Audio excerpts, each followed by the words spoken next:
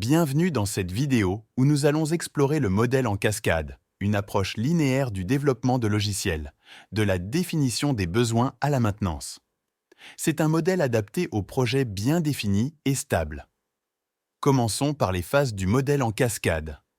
La première étape est la définition des besoins, où les exigences du système sont identifiées et documentées. Cette phase est cruciale pour établir les bases du projet. Imaginons que l'entreprise souhaite automatiser sa gestion de stock. Les besoins spécifiques incluraient la traçabilité des commandes, la gestion en temps réel des niveaux de stock et la réduction des coûts liés à la main-d'œuvre.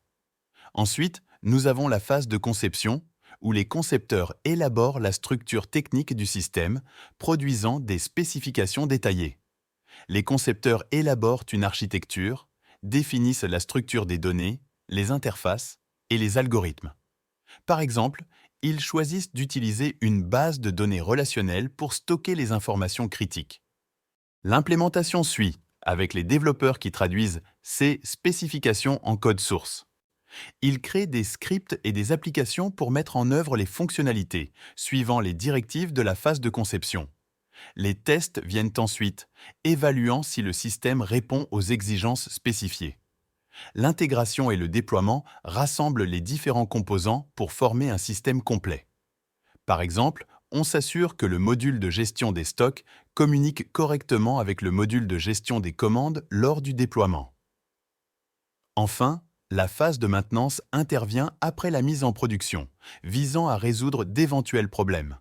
Par exemple, des correctifs sont apportés pour résoudre les problèmes éventuels détectés lors de l'utilisation.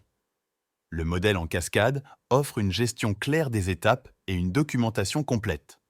Cependant, imaginons que pendant la phase de test, l'entreprise réalise qu'elle a besoin de fonctionnalités supplémentaires. Dans le modèle en cascade, cela pourrait être complexe à intégrer après le début de la phase de conception. Adapté au projet stable, le modèle en cascade offre une gestion claire des étapes, une documentation complète, une meilleure compréhension des besoins et une approche structurée.